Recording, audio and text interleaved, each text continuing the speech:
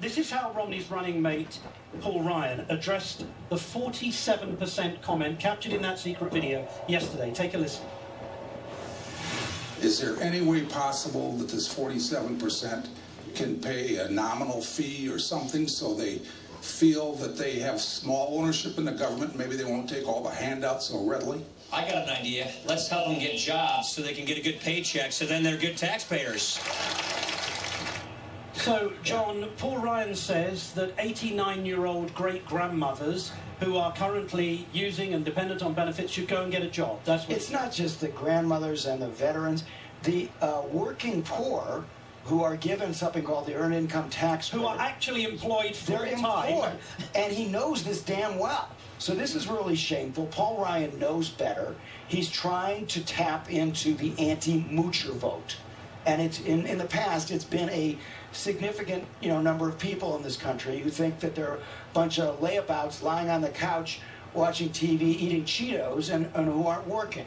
But actually, the vast majority of this 47%, they do work.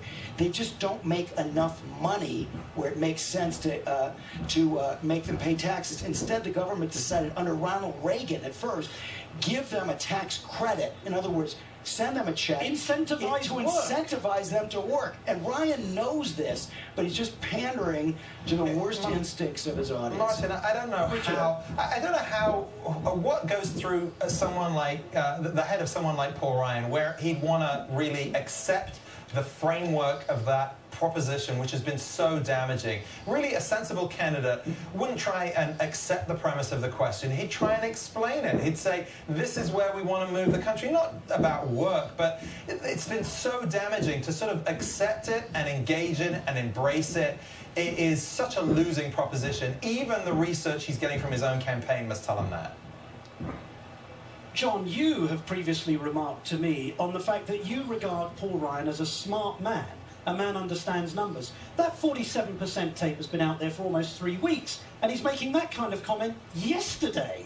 Is he really that smart? Well, no, he is. He's very smart on the budget numbers, but his problem is he's in the grip of an awful ideology, the Ayn Rand ideology that he began to read in high school, and suffered from a form of arrested development where he stuck with it, where a lot of other high school kids gave it up. So as recently as 2 years ago, he was preaching how wonderful Ayn Rand was, how she influenced all of his thinking. It was only when it came out that she was an atheist, he started to back away from her. Ayn Rand divided America into moochers and producers. Paul Ryan does. This is where his heart is. He believes in his heart.